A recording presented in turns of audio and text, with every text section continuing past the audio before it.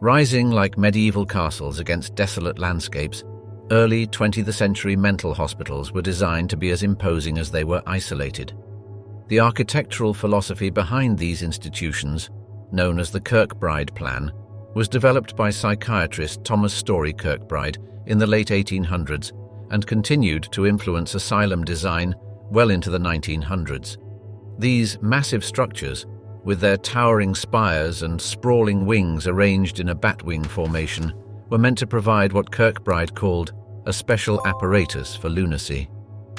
In his 1854 treatise on the construction of hospitals for the insane, Kirkbride insisted that the building itself is a curative instrument. This philosophy influenced the construction of over 70 asylums across America, each costing an average of $2.5 million at the time, equivalent to roughly $60 million today. The Buffalo State Hospital, designed by renowned architect Henry Hobson Richardson in 1871 and operating well into the 1900s, exemplified this grand yet forbidding style. Its massive Medina sandstone walls stretched 2,200 feet from end to end, crowned by two copper-capped towers that rose 185 feet into the sky. Richardson's design, costing $2.3 million at the time, approximately $50 million today, featured elaborate Victorian Gothic details that earned it the nickname The Castle. Dr. James Dean, superintendent from 1900 to 1912, wrote in his annual report, "The very architecture speaks to the soul of the afflicted, reminding them of their separation from the world of the sane." The hospital's construction required over 8 million bricks and employed 200 stonemasons for 3 years. Local legend claimed that Richardson himself was eventually committed to McLean Asylum, though he actually died of Bright's disease in 1886. The hospital's patient population peaked in 1935 with 3,800 patients, despite being designed to house only 600. The Worcester State Hospital in Massachusetts, rebuilt in 1901 following a fire, incorporated what were considered modern innovations for patient care. Its corridors stretched for nearly a mile, with patient wings designed in a linear arrangement that Superintendent Dr. Hosea Quinby claimed would provide for the proper classification of patients and prevent the mixing of different grades of insanity. The reality, however, was far grimmer. Former nurse Elizabeth Clark, writing in her 1918 diary, described the conditions. "The halls echo with screams at night, and the stench of unwashed bodies and soiled bedding pervades every corner. We house 1,800 patients in spaces designed for 1,200. The hospital's infamous violent ward, located in the furthest wing, housed patients in cells measuring just 6 x 8 feet. A 1924 investigation revealed that some patients had been confined there for over a decade, without once stepping outside. Danvers State Hospital, perched atop Hathorne Hill in Massachusetts, became notorious for its imposing Gothic architecture and harsh conditions. Opened in 1878 and reaching its peak population in the 1920s, the massive building stretched 1,700 feet from end to end, its central tower visible for miles. A 1923 report by social reformer Dorothea Dix described the conditions. 40 patients crowd into dormitories designed for 20, sleeping on thin mattresses laid directly on the floor. The walls weep with condensation, and rats scurry openly through the wards at night. The hospital's architect, Nathaniel Bradley, incorporated numerous symbolic elements into the design, including 13 towers representing the original American colonies and Christ with his apostles. Underground tunnels connecting all buildings spanned over 2 miles in length, used not only for utilities, but also to transport deceased patients discreetly to the morgue. By 1939, the patient population had swelled to 2,360, with only one doctor for every 250 patients. The Greystone Park Psychiatric Hospital in New Jersey, built in 1876 and operating well into the mid-1900s, was once the largest continuous foundation building in the United States until the Pentagon was constructed. Its massive Second Empire Victorian-style main building housed over 7,700 patients by 1927, nearly 5 times its intended capacity. Former patient Mary Jane Ward, author of The Snake Pit, described the overcrowding. "We slept head to foot in rows so tight you couldn't walk between the beds. The air was thick with the smell of unwashed bodies and disinfectant." The building's construction required 673,700 cubic feet of stone and nearly 40 million bricks. In 1908, the hospital's farm colony, worked by patients as therapeutic labor, produced over 260,000 pounds of vegetables and supported a dairy herd of 490 cows, making it entirely self-sufficient while using unpaid patient labor. Daily life in these institutions followed a rigid schedule designed to maintain order among the overwhelming numbers of patients. At the Pilgrim State Hospital in New York, which housed over 14,000 patients, by 1954, making it the largest psychiatric hospital in the world, daily routines were strictly regimented. A surviving schedule from 1925 shows 5:30 a.m., Rees 6 a.m., cold bath 6:30 a.m., breakfast 15 minutes allowed, 7 a.m., ward cleaning 8 a.m., mandatory yard time, weather permitting. Dr. William J. Tiffany, superintendent from 1931 to 1943, maintained detailed records showing that patients performed over 100,000 hours of unpaid labor monthly, valued at approximately $25,000 in 1935 currency. The hospital's massive kitchen prepared 42,000 meals daily, using industrial-sized equipment that included a coffee urn capable of brewing 600 gallons at once. The architecture itself was meant to control patients' behavior.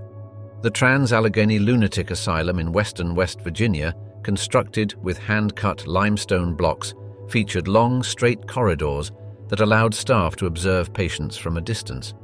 The building's designer, Richard Andrews, incorporated what he called therapeutic architecture: high ceilings to promote air circulation, large windows for natural light, and separate wings for different categories of patients.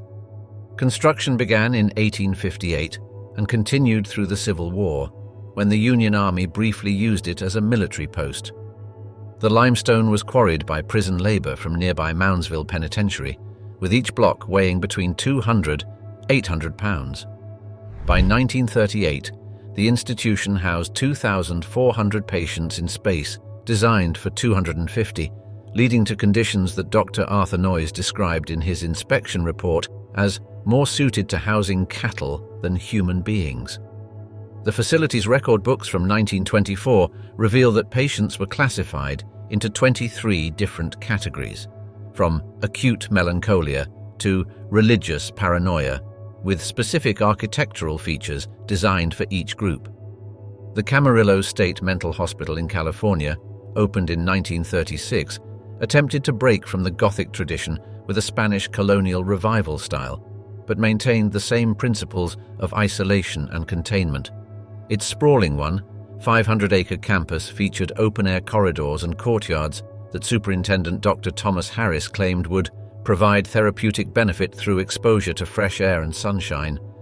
Jazz musician Charlie Parker was treated here in 1946, contributing to the hospital's nickname, The Last Resort, immortalized in the Eagles' song Hotel California.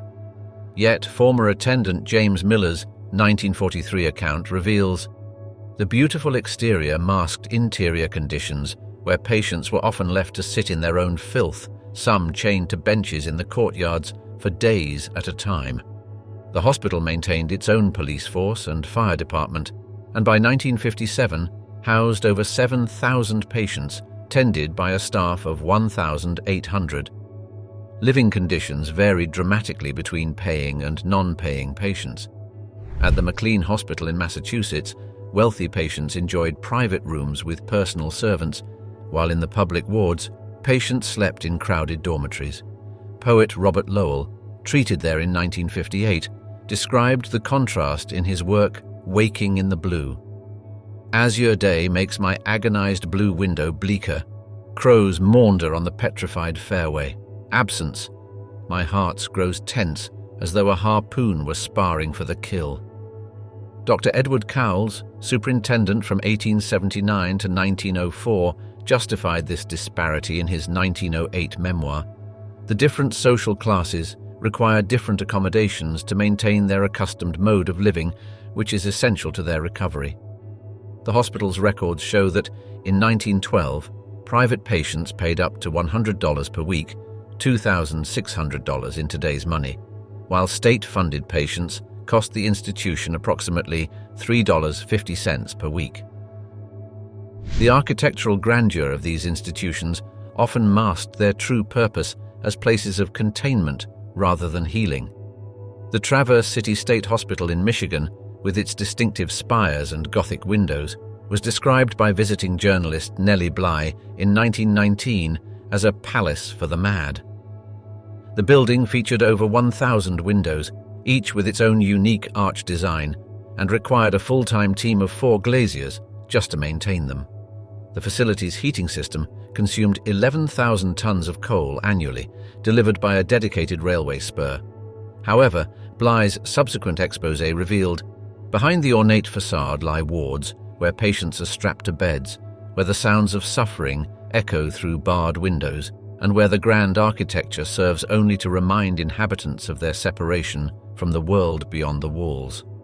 A former patient, writing under the pseudonym Patient 1082, published a series of letters in the Northern Express in 1915, describing how the beauty of the building becomes a mockery when you realize it is merely a glorified cage.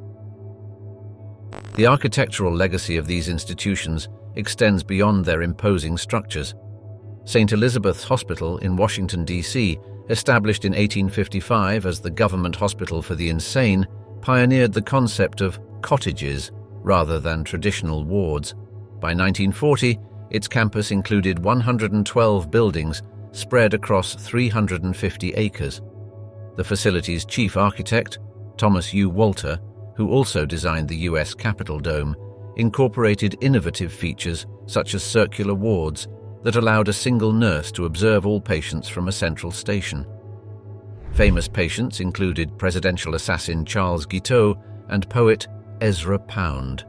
Dr. William Alanson White, superintendent from 1903 to 1937, wrote in his memoirs, "These buildings are not merely shelters, but instruments of treatment, each brick and stone laid with the purpose of containing and controlling the chaos of the diseased mind." Cages, needles, and isolation, the grim treatments hidden behind asylum walls. In the dimly lit corridors of early 20th century mental institutions, medical practitioners wielded treatments that today seem more aligned with torture than therapy. The period between 1900 and 1950 marked one of the most experimental and controversial eras in psychiatric treatment, where desperate attempts to cure mental illness often resulted in irreversible damage to patients' minds and bodies. The infamous Bethlem Royal Hospital in London, known colloquially as Bedlam, served as a model for many American institutions, where patients were often displayed to paying visitors, like attractions in a human zoo, until 1921. Dr. Walter Freeman, who would later become known as the father of the lobotomy in America, believed that mental illness was caused by overactive emotions, and that by cutting the connections to and from the prefrontal cortex, a patient's feelings would be reduced to a more manageable level. This philosophy led to the infamous transorbital lobotomy, first performed in 1946. Using an ice pick-like instrument inserted through the eye socket, Freeman performed over 3,500 lobotomies, including the tragic case of Rosemary Kennedy in 1941. The 23-year-old sister of future President John F. Kennedy was left severely incapacitated after the procedure, spending the remainder of her life in institutional care. Freeman's zeal for lobotomies led him to tour the country in his lobotomobile, a 1940 Chevrolet converted into a mobile operating theatre, performing procedures in hospital parking lots. His last lobotomy in 1967 resulted in the death of Helen Mortensen, a longtime patient who had previously undergone the procedure twice before. Before lobotomies gained popularity, psychiatric institutions relied heavily on what they termed moral treatment. The Worcester State Hospital in Massachusetts, under the direction of Dr. Samuel Woodward in the early 1900s, implemented a strict regimen of daily activities, including manual labor, religious services, and structured social interactions. Patients were expected to conform to societal norms through what was essentially behavioral modification through routine and discipline. As noted in Woodward's 1912 diary, the patient must learn to govern himself, to submit to authority, and to engage in useful occupation. The Willard State Hospital in New York took this approach to an extreme, requiring patients to work up to 12 hours a day in its extensive farming operations. The hospital's records show that in 1915, patient labor produced over 2,000 pounds of vegetables and maintained a dairy herd of 200 cows, effectively making it self-sufficient while using unpaid patient labor. The superintendent's annual report from 1923 boasted that patient labor saved the hospital $175,000, equivalent to over $2.8 million today. In 1927, Austrian psychiatrist Manfred Sackel accidentally discovered insulin shock therapy while treating persons with drug dependency. The treatment, which involved inducing hypoglycemic comas through insulin injections, spread rapidly across Europe and America. At New York's Pilgrim State Hospital, between 1936 and 1945, over 2,000 patients underwent insulin shock therapy, with Dr. Joseph Wirtis reporting a cure rate of 88% in schizophrenic patients. However, these statistics were later questioned when follow-up studies revealed high relapse rates and numerous deaths due to prolonged comas. Dr. Harold Bourne, a vocal critic of the treatment, wrote in 1938, "We are not treating diseases, we are treating human beings whose problems cannot be solved by putting them into comas."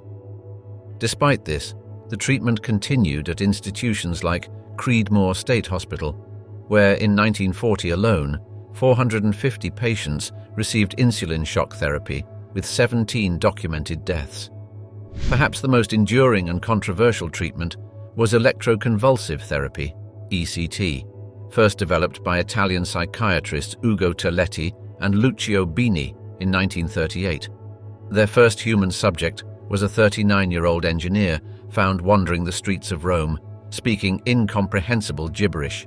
After the first treatment, Terletti noted the patient's response, "Not another one, it's deadly."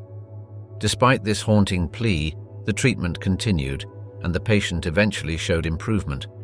By 1940, ECT had spread to the United States, where it was administered without anesthesia or muscle relaxants, often resulting in broken bones from violent convulsions. The procedure was initially tested on pigs in Rome's slaughterhouse, where Terletti observed that electrical stunning before slaughter induced seizures but didn't kill the animals. This macabre origin story was detailed in Terletti's 1950 memoir, The History of Electroshock. The Metropolitan State Hospital in Massachusetts reported treating 1,443 patients with ECT in 1944 alone. Dr. Abraham Meyerson, a prominent psychiatrist of the era, justified the treatment's side effects, including memory loss, by stating in a 1942 medical journal, "These people have more intelligence than they can handle, and the reduction of intelligence is an important factor in the curative process." At Rockland State Hospital in New York, Dr. David Impastato developed assembly line efficiency for ECT treatments, processing up to 100 patients per day. His 1944 paper, The Story of the First Electroshock Treatment, described how patients would be lined up on gurneys in hospital corridors, waiting their turn for treatment. Isolation rooms, also known as quiet rooms or padded cells, were standard features in most institutions. The Friends Asylum in Philadelphia maintained detailed records showing that in 1915, 40% of their patients spent time in isolation, with stays ranging from hours to months. The rooms were often barely large enough for a single bed, with walls padded with horsehair-stuffed leather or canvas to prevent self-injury. At the Danvers State Hospital in Massachusetts, nicknamed the Castle on the Hill, isolation rooms in the basement level became notorious for their conditions. A 1921 staff journal entry described them as dungeons where the light of day never penetrates, and the unfortunate occupants are condemned to exist in perpetual twilight. Physical restraints were commonplace, with various devices patented specifically for psychiatric use. The Utica crib, invented at the New York State Lunatic Asylum, was a bed enclosed in a wooden cage, while the tranquilizer chair, invented by Dr. Benjamin Rush in the previous century, continued to be used well into the 1920s. At St. Elizabeth's Hospital in Washington, D.C., records from 1923 show that 60% of patients experienced some form of physical restraint during their stay. The hospital's superintendent, Dr. William Alanson White, defended these practices in his 1920 publication, Outlines of Psychiatry, stating, "Restraint is sometimes necessary for the safety of the patient and others, but it should always be remembered that it is a measure of last resort." The Nebraska State Hospital introduced the muff, a leather device that enclosed patients' hands completely, which was widely adopted across the country after its showcase at the 1904 World's Fair. Hydrotherapy was another popular treatment method, ranging from prolonged immersion in cold baths to high-pressure water sprays. Dr. John Kerwin of the Pennsylvania State Lunatic Hospital wrote in 1918, "The application of water in its various forms has proven to be one of our most valuable remedial agents." Some patients were kept in continuous baths for days or even weeks, often restrained beneath canvas covers with only their heads exposed. At the Buffalo State Hospital, Dr. John Pierce introduced the needle shower in 1902, a device that shot needle-thin streams of alternating hot and cold water at patients from all directions. The hospital's annual report of 1905 proudly noted that some patients received up to 8 hours of hydrotherapy daily. The lack of effective medication meant that experimental treatments flourished. At Chicago's Dunning State Hospital, Dr. Henry Cotton pursued his theory that mental illness was caused by bodily infections, leading to the systematic removal of patients' teeth, tonsils, and various internal organs. Between 1919 and 1921, he performed over 1,000 surgeries with a mortality rate of 30%, though he continued to claim success in curing mental illness through this approach. His work gained surprising support from the medical establishment, with the New Jersey State Hospital at Trenton adopting his methods. Dr. Cotton's own son would later require psychiatric care, and in a tragic irony, had all his teeth removed following his father's theories. The practice continued until Cotton's death in 1933, despite mounting evidence of its ineffectiveness and harm. As the century progressed, these treatments began to face increasing scrutiny. By 1940, the American Journal of Psychiatry had published several critical studies questioning the efficacy of insulin shock therapy and lobotomies. However, without effective alternatives, many institutions continued these practices well into the 1950s, leaving a legacy of trauma that would eventually catalyze the modern mental health reform movement. The testimony of former patient Frances Farmer, a Hollywood actress institutionalized in the 1940s, helped expose these practices to the public. Her memoir, Will There Really Be a Morning, published posthumously in 1972, provided a harrowing first-hand account of these treatments, including her experience with insulin shock therapy at Western State Hospital in Washington. Unmasking Madness, the Dark Side of Psychiatric Treatment for Women. In the dimly lit corridors of early 20th century mental asylums, women's voices echoed against Victorian walls, their stories often buried beneath diagnoses of female hysteria and moral insanity. Between 1900 and 1950, women comprised nearly 75% of asylum populations across America and Europe, their admissions frequently stemming from behaviors that challenged the era's rigid social norms.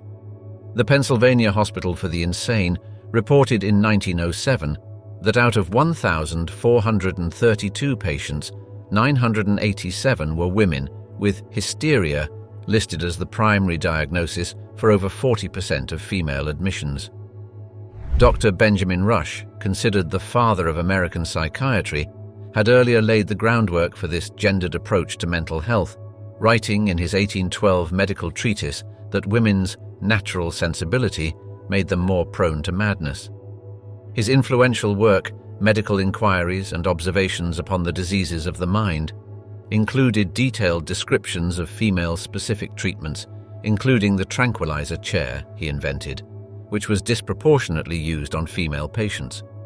Dr. Edward Shorter's medical records from the Toronto Asylum for the Insane reveal common reasons for female commitment: excessive novel reading, religious enthusiasm, domestic trouble, and perhaps most tellingly, husband's decision.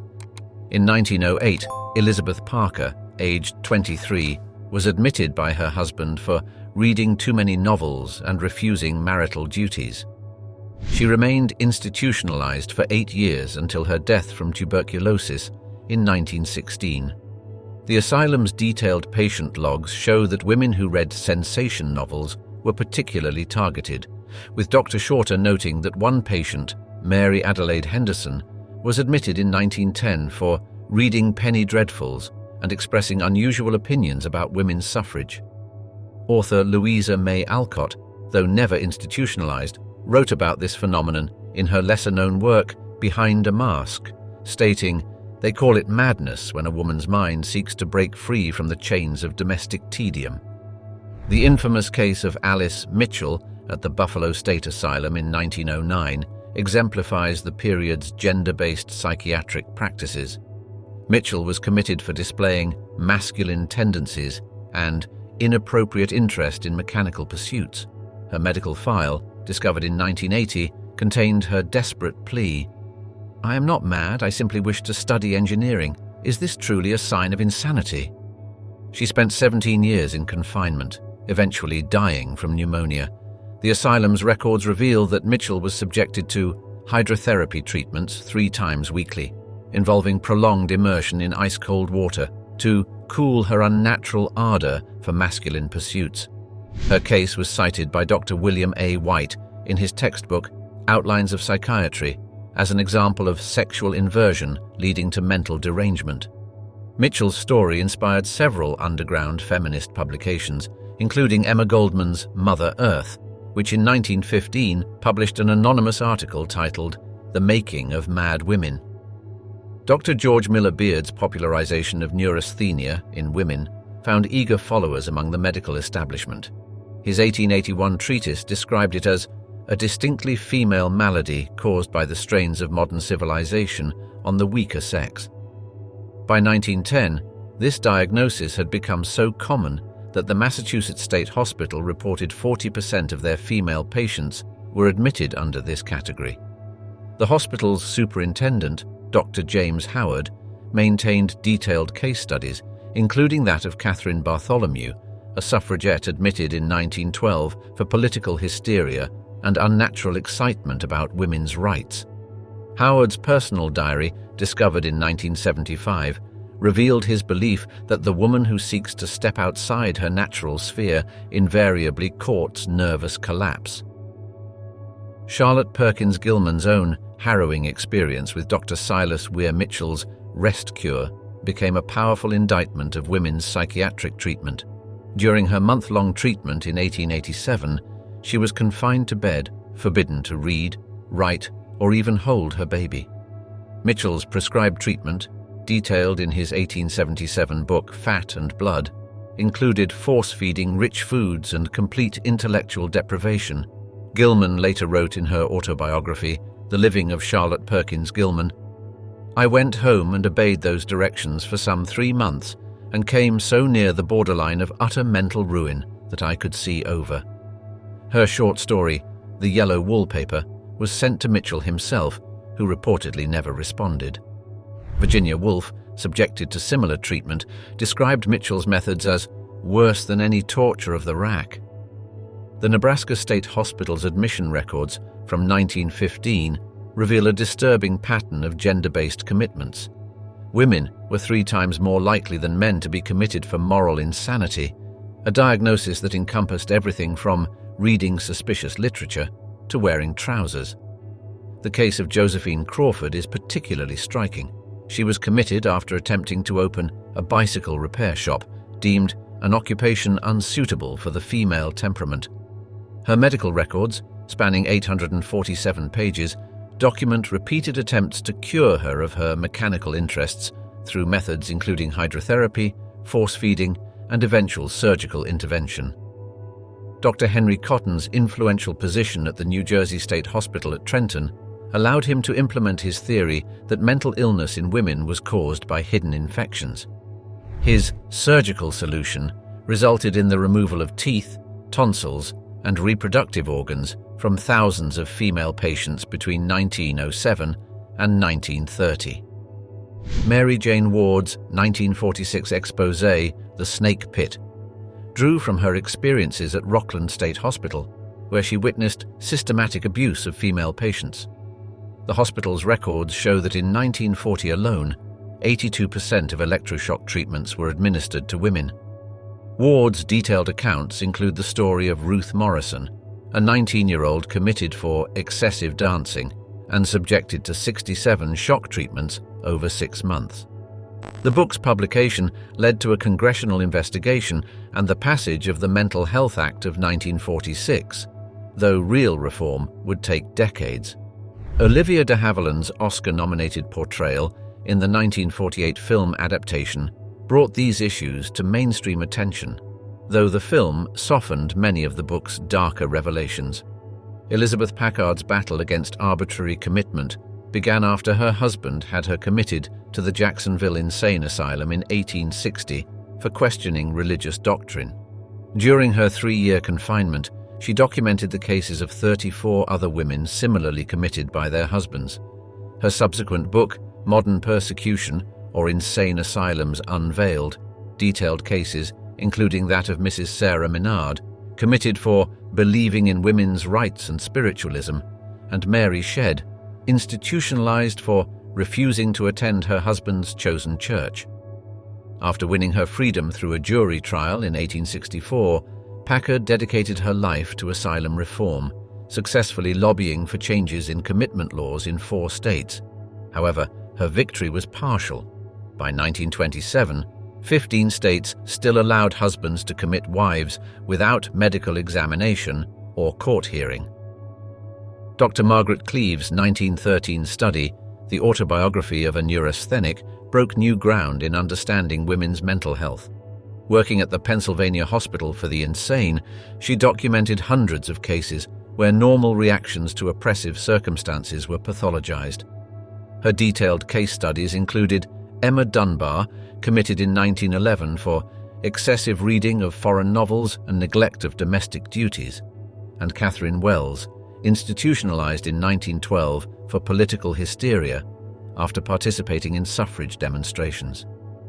Cleave's work influenced later feminist psychiatrists like Dr. Phyllis Chesler, whose 1972 book, Women and Madness, drew direct lines between these historical practices and modern psychiatric bias. The London County Council Asylum, records from 1920, paint a stark picture of gendered psychiatric practices. Women were routinely admitted for disorders that reflected social rather than medical concerns. The case of Dorothy Lawrence, a female war correspondent who disguised herself as a male soldier during World War I, is particularly revealing. After revealing her identity in 1919, she was committed to Colney Hatch Lunatic Asylum for delusions of being a war reporter and died there in 1964. Her detailed diary, discovered in 1976, recorded the systematic destruction of her identity through forced treatments and isolation. Virginia Woolf's personal struggles with mental health treatment exemplified the era's gendered approach to psychiatric care.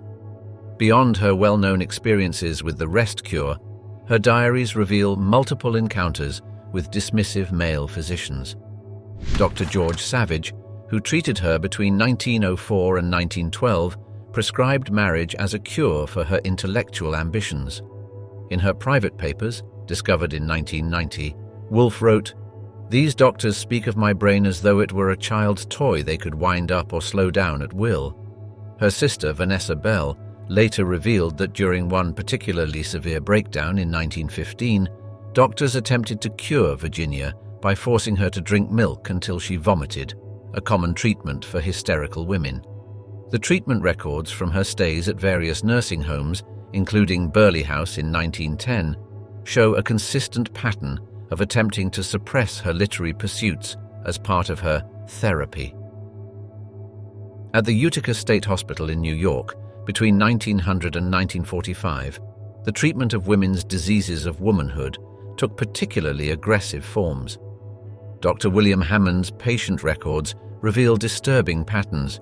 Women experiencing postpartum depression were often subjected to ovarian compression, a painful procedure involving applying sustained pressure to the ovaries to reset their mental state. The case of Eleanor Richards, admitted in 1922 for excessive grieving after losing her child in childbirth, documents 47 sessions of ovarian compression over 3 months. The hospital's annual report in 1925 included detailed statistics showing that 67% of female admissions were related to reproductive or sexual issues, with treatments ranging from ice baths to forced feeding.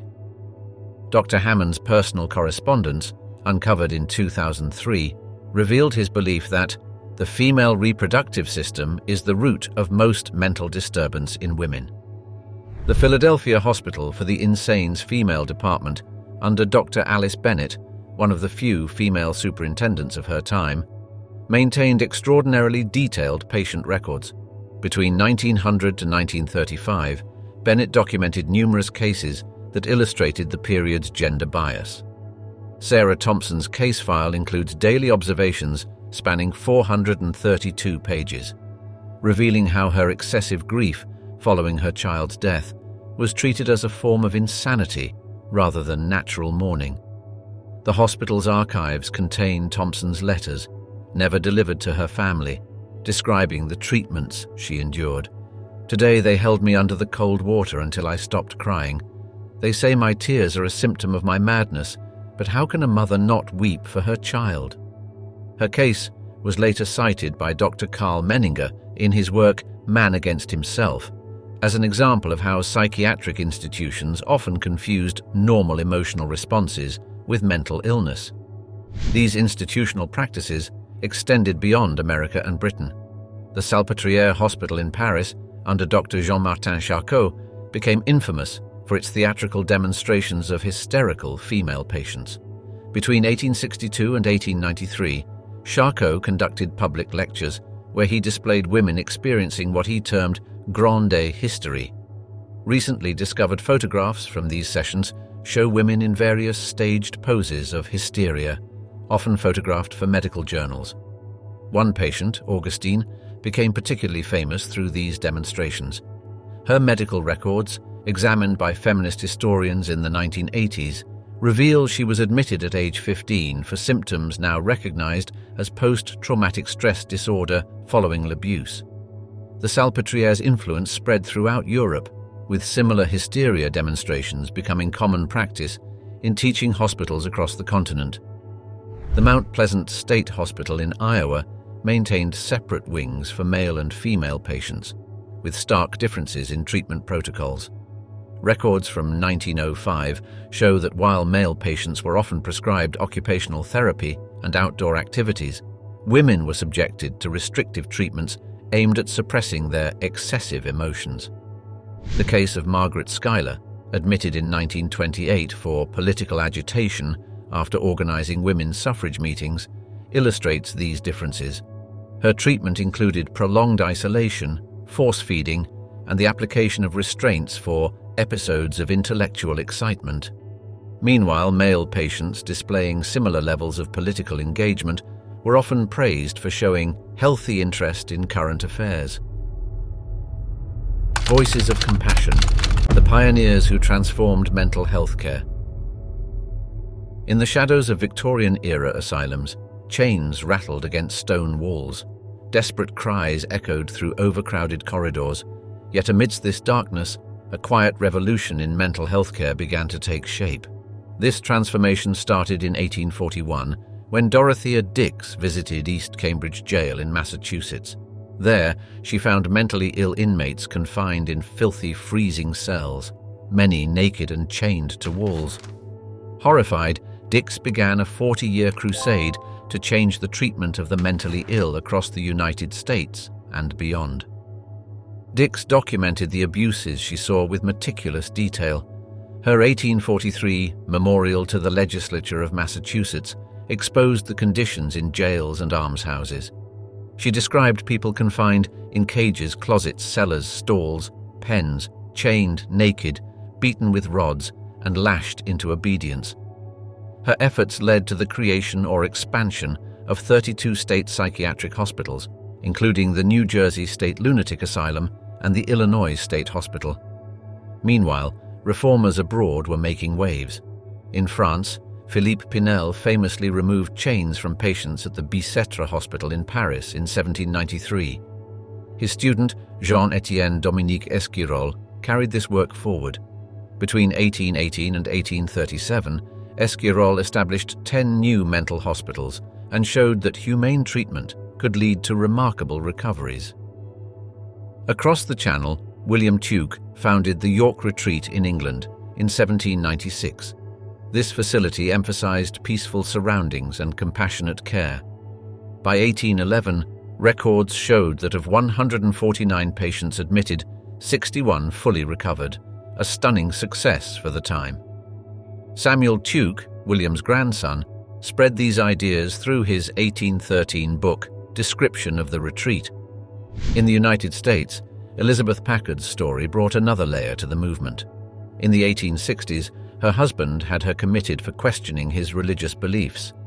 Packard fought back, publishing The Prisoner's Hidden Life to expose abuses in asylum commitment laws. Her advocacy led to Illinois' Packard Law in 1869, requiring a jury trial before commitment.